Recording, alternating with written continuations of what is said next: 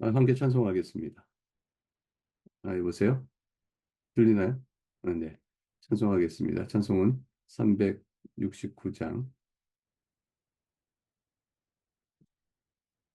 1절 찬송하겠습니다. 죄짐 맡은 우리 구주 어찌 좋은 친군지 걱정 근심 무거운지 우리 주께 맡기세 주께 고함 없는 고로 복을 받지 못하네 사람들이 어찌하여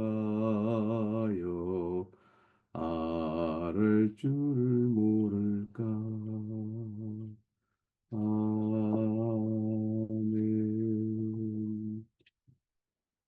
네, 오늘 살피는 하나님의 말씀은 열왕기하 17장 1절에서 23절까지 말씀입니다. 열왕기하 17장 1절에서 23절 말씀. 17장에 이르는 오늘의 말씀에서는 마침내 아수르가 북왕국 이스라엘을 멸망시키는 내용이 나옵니다. 하나님의 언약 백성으로 여전히 그 명맥이 유지했던 북왕국 이스라엘은 이제 아수르에서 멸망을 당하고요. 오직 남쪽의 유다만 남는 형편이 되어집니다. 그 까닭이 무엇일까? 북왕국 이스라엘과 관련된 하나님께서 아수르를 통한 심판의 사실과 이유들을 종합적으로 요약해서 오늘 본문은 말씀해 줍니다. 먼저 1절부터 6절까지 주의 말씀을 보겠습니다. 유다의 왕 아하스 제12년에 엘라의 아들 호세아가 사마리아에서 이스라엘 왕이 되어 9년간 다스리며 여호와께서 보시기에 악을 행하였으나 다만 그 전 이스라엘 여러 왕들과 같이 하지는 아니하였더라. 아수르의 왕 살만에셀이 올라오니 호세아가 그에게 종이 되어 조공을 드리더니 그가 애굽의 왕 소에게 사자들을 보내고 해마다 하던 대로 아수르 왕에게 조공을 드리지 아니하며 아수르 왕이 호세아가 배반함을 보고 그를 옥에 감금하여 두고 아수르 왕이 올라와 그 온 땅에 두루 다니고 사마리아로 올라와 그곳을 3년간 애웠었더라. 호세아 제9년에 아수르 왕이 사마리아를 점령하고 이스라엘 사람을 사로잡아 아수르로 끌어다가 고산 강가에 있는 할라와 하볼과 메디 사람의 여러 고을에 두었더라. 이 일은 이스라엘 자손이 자기를 애굽 땅에서 인도하여 내사 애굽의 왕 바로의 손에서 벗어나게 하신 그 하나님께 죄를 범하고 또 다른 신들을 경외하며 이렇게 되어 있습니다. 6절까지 말씀을 내용은 일단 사실을 설명하죠. 아수르 왕 살만에셀이 북왕국 이스라엘을 침공해서 결국 멸망시켰다. 그래서 호세아 왕은 그에게 종이 되고 종을 드리는 형편이 되어졌다. 근데 아수르와의 그 조약을 지키지 않게 되죠. 왜냐하면 애굽의 왕을 의지하게 되어지는 변절이 있게 됩니다. 사절이 그렇죠. 그 애굽의 왕이 왕 소에게 있는 소는 이제 장소 이름입니다. 그러니까 애굽의 왕이 머물고 있는 소에게로 사자들을 보내고 라는 뜻이 되어집니다. 그러긴 하고 조공을 애굽에 보내는 거죠. 애굽의 힘을 의지하고 군사 동맹적 의지를 합니다. 근데 애굽이 아수르를 물리치고 견뎌낼 힘을 갖지 못합니다. 결국 아수르가 침범하여 호세라는 호세는 배반의 대가를 치르게 되고 북왕국 이스라엘은 완전히 멸망하게 됩니다. 이 일에 대한 모든 내용을 볼 때 우리는 2절 말씀에서 그래도 호세아는 여호와께서 보시기에 악을 행하였으나 다만 그전 이스라엘 여러 왕과 같지는 아니하였는데 어떻게 그렇게 멸망의 심판을 내리셨을까? 그것은 그전 이스라엘 왕들과 같지는 않았지만 여전히 여호와 보시기에는 악을 행한 왕이었습니다. 다시 말하면 악한 왕이었던 거죠. 그래서 부왕국 이스라엘이 기조로 유지되고 왔던 그 영적 상태는 여전했다는 것입니다. 여전히 심판을 받기에 합당한 모습이었던 것이죠. 우리는 하나님께서 어떠한 심판을 내릴 때, 또 악인에 대한 멸망의 심판을 내릴 때 일시적으로 악인이 그래도 좀 낫지 않은가, 상대적으로 좀 낫지 않은가, 혹시 그런 변명거리를 낼지 모릅니다. 그러나 이미 하나님의 진노의 심판을 받기에 합당한 사람들이었다는 것을 잊어서는 안 됩니다. 결국은 인류는 그렇게 해서 죄악 가운데 멸망하게 될 것이고요. 하나님의 영원한 심판에 있게 되어지게 되어집니다. 그 가운데서 심판을 면하고 사는 길은 그가 하나님 앞에서 오직 용서의 은혜를 받는 그 하나님의 은혜 복음 앞에 나오는 일 외에는 다른 일이 없습니다. 또한 이스라엘에게는 하나님께 선지자를 보내셔서 은혜의 복음이여 긍휼의 하나님이여 자비 하나님 앞에 나오고 또 하나님을 순종하고 함으로의 살 길을 보여주었습니다. 그들이 그들의 힘으로 자신들을 지킬 힘을 갖도록 하신 것이 아니었고 하나님께서 그들을 지켜주시는 것이죠. 근데 저들은 단지 자신들이 죄했던 모든 일을 회개하고 우상을 버리고 여호와 하나님을 하나님으로 믿고 의지하고 오시면 되는 거였습니다. 근데 그들은 그 일을 행하지 아니했죠. 결국 하나님의 긍휼과 자비로 살 길을 그들은 갖지 못하게 된 것입니다. 얼마만한 악을 범했기에 그랬을까요? 북왕 이스라엘 전체가 전반이 시작 때 느바세 자손 여로보암부터 시작해서 지금 호세아 때까지 이스라엘이 어땠는가? 그 일들에 대한 성경의 정죄 조목조목 심판의 정죄가 7절부터 이어져 나옵니다. 7절부터 주의 말씀을 보겠습니다.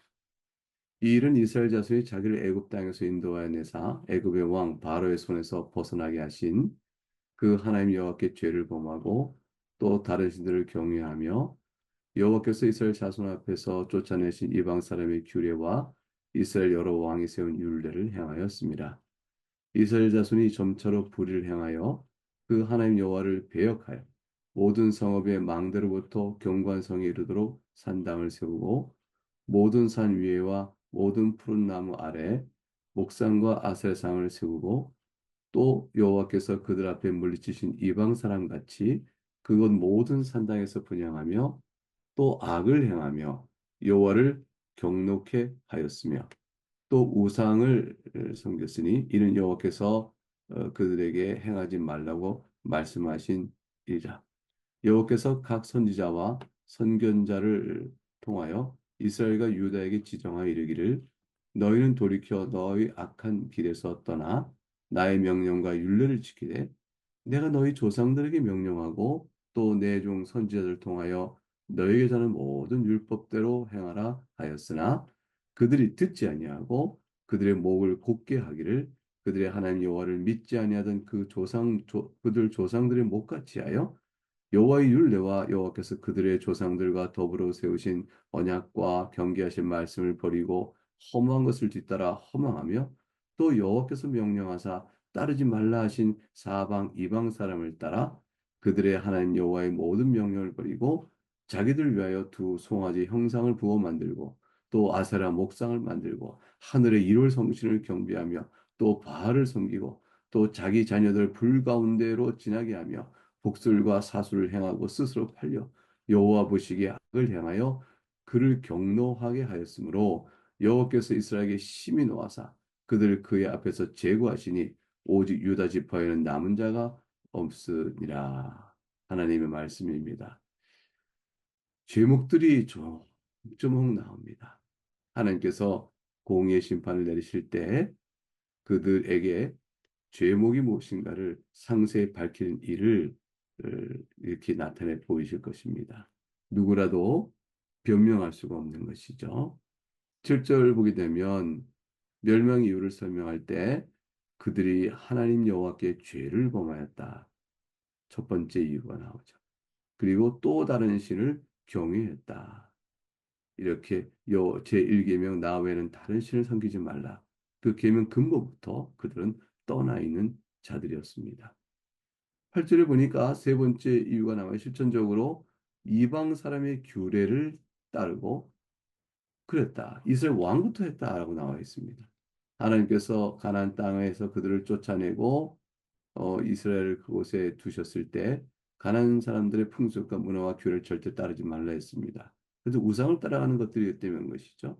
근데 그들이 그렇게 했습니다. 9절부터 10절 말씀이 나온 것은 4절에 9절에 네 번째로 그들이 불의를 행하였다 되어 있습니다. 하나님의 율례에 따라 사는 삶이 없어지고 죄의 정욕대로 많이 살아가는 모습이었고 10절에 보게 되면 9절 끝에 산당을 세우고 그리고 푸른 나무 90절 이어진 가운데 그 산당의 푸른 나무 아래서 목상과 아사를 세웠다.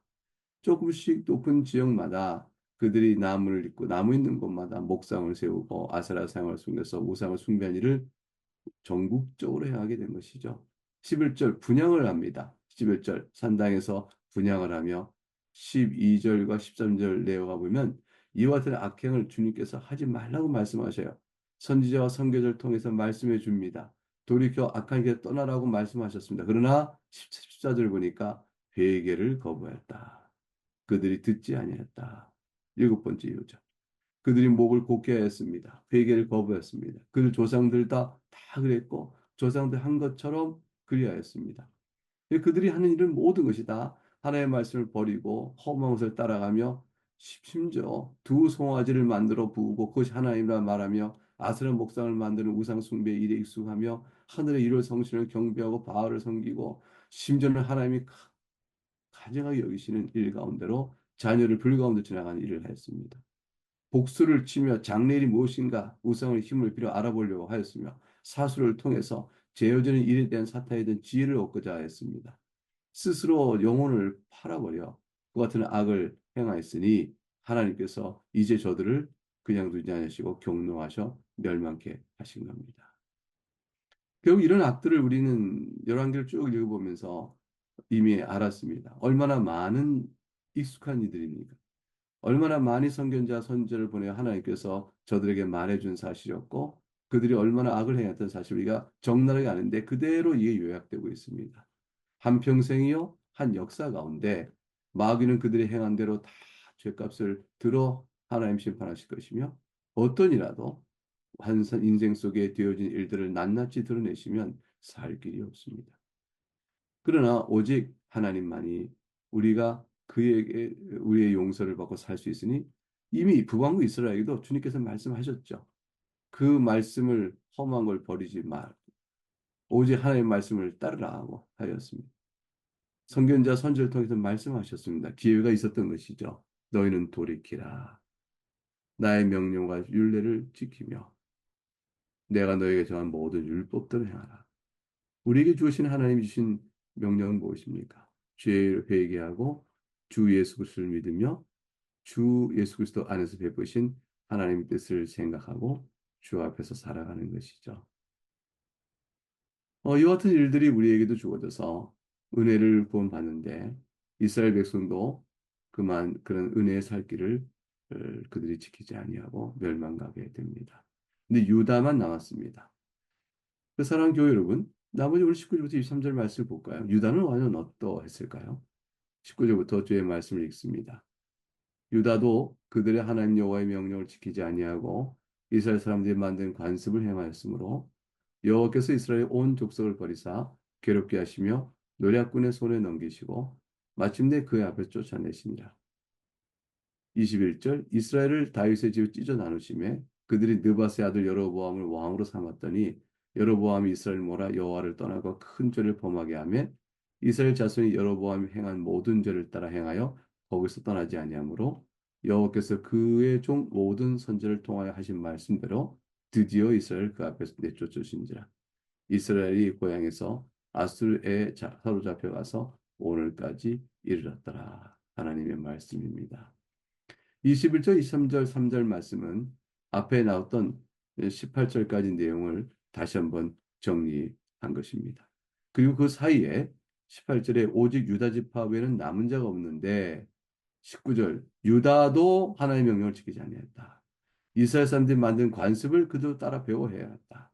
이스라엘 온 족속을 버리사 괴롭게 하시며 노략군의 손에 넘기시고 마침내 그 앞에 쫓아내셨는데 유다는 어떻게 되겠는가? 라는 그 운명에 대한 질문을 던져놓고 21절 이하에서 북왕국은 다시 망했다. 이렇게 기술하고 있는 것입니다. 이 기술된 내용 속에서 열왕기 하에 하나님 말씀 속에 담겨 있는 내용은 얼마나 답답하고 얼마나 미련한 저들인지에 대한 한탄이 담겨져 있습니다. 앞뒤에 부왕국 이스라엘이 아수르에 멸망한 내용을 전개했으면 유다만 남았다. 그랬으면 당장 18절에서 우리는 그럼 유다 지파는 이제 회개하며 하나님 앞에 살 길을 찾았겠군요. 그래야 되지 않겠습니까? 라고 묻게 될 것입니다. 그런데 19절에 그들도 하나님의 명령을 지키지 아니하고 이스라엘 사람이 만든 관습을 따라 행하였다. 이것이 유다의 모습인 것입니다. 하나님께서는 20절에 말씀하시죠. 이스라엘 온 족속을 버리셨다. 노략군에게 너는 넘기셨다. 마침내 그 앞에서 쫓아 내시니라.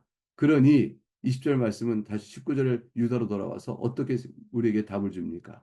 유다는 어찌 될 것인가? 결국 21절에서 부왕국 멸망을 다시 한번 확정적 신수한 다음에 내일부터 살필 내용 속에서 이스라엘이 어떤 처참한 모습을 당하고 있는지를 쭉 기술하고 마침내 유다의 운명까지를 전개해 나가게 될 것입니다. 사람들이 악인의 심판을 통해서 교훈을 받지 못합니다. 왜냐하면 그들도 부패했기 때문입니다. 결국 부패한 인간은 하나님의 정죄의 심판, 무서운 형벌의 심판을 통해서 돌이켜 하나님께 나오는 일이 없습니다. 그러면 하나님께 나오는 일은 어찌 될까요? 근본적으로 부패한 인간을 새롭게 만드시는 하나님의 자비가 있어야 되는 것입니다. 성령 하나님께서 중생케 하고 그를 새롭게 만드는 은혜가 없으면 누구도 주님 앞에 나올 수 없는 것이죠. 결국은 우리는 하나님께서 우리를 새롭게 해야 우리가 하나님께 나간다면 어찌 우리를 구원해 심판하시고 죄를 지은 것을 심판하시는가라고 말하겠지만 그거는 망발입니다. 모두가 다 이와 같이 악행과 부패한 마음에 따라 심판을 받게 마땅한 모습 앞에 두려워 떨어야 하는 것이죠. 그런데 우리가 은혜를 입었습니다. 이와 같은 글을 읽으며 회개하지 않는 저들을 답답해 여깁니다. 그리고 우리 자신도 주의 말씀 앞에 서면서 회개 생활을 해 나갑니다. 그리고 오직 믿음으로 말미암아 우리 죄 사함을 베푸신 그리스도의 사랑 앞에 우리가 엎드리게 되어지는 것입니다. 그리고 하나님을 사랑하고 그리스도를 사랑하는 가운데 한 인생을 우리가 이렇게 살아가게 되는 것이죠. 오늘 우리가 새벽에 나와 이 아침에 함께 기도하는 것, 그리고 우리가 주일에 모여 예배하는 것, 성도의 교통 속에서 말씀과 기도의 친교를 나누는 것, 우리가 살아가는 모든 신앙생활은 이와 같은 맥락 안에서 큰 기쁨을 누리게 되는 것입니다. 하나님께서 영원전에 선택하신 주의 백성에게 주는 말할 수 없는 은혜라 할 것입니다. 감사함으로 이 시간에 주 앞에 엎드리며 새로운 마음으로 주를 더 기뻐하고 생활 속에 여러분의 모든 삶을 넉넉히 승리하며 기도 감당 나갈 수 있기를 바랍니다. 잠깐 기도하겠습니다. 하나님 감사합니다. 주의 말씀으로 멸망의 자식들인 우리들을 새롭게 하시고 성령의 은혜로 중생케 하셔서 듣게 하시사 주의 백성 살게 하심을 감사합니다. 이 은혜를 다시 한번 마음에 새기고 이제 주 앞에서 오늘 하루도 믿음으로 감당하고 연약한 우리를 도우시는 하나님의 손길을 의지하며 살아가는 저희가 되게 하여 주시옵소서. 사랑하는 교우들의 영육 간의 형편이 주께서 아시오니 약한 자를 도우시는 주께서 능력을 함께 주시옵소서. 감사하고 우리 주 예수 그리스도 이름으로 기도합나이다. 아멘. 주님께서 가르치신 기도로 함께 올리겠습니다. 하늘에 계신 우리 아버지, 이름이 거룩히 여김을 받으시오며 나라가 임하시오며 뜻이 하늘에서 이루어진 것 같이 땅에서 이루어지이다. 오늘 우리에게 일용할 양식을 주시옵고 우리가 우리에게 죄 진 자를 사하여 준 것 같이 우리의 죄를 사하여 주시옵고 우리를 시험에 들게 하지 마시옵고 다만 악에서 보호하시옵소서. 나라와 권세 영광이 아버지께 영원히 쌓옵나이다. 아멘.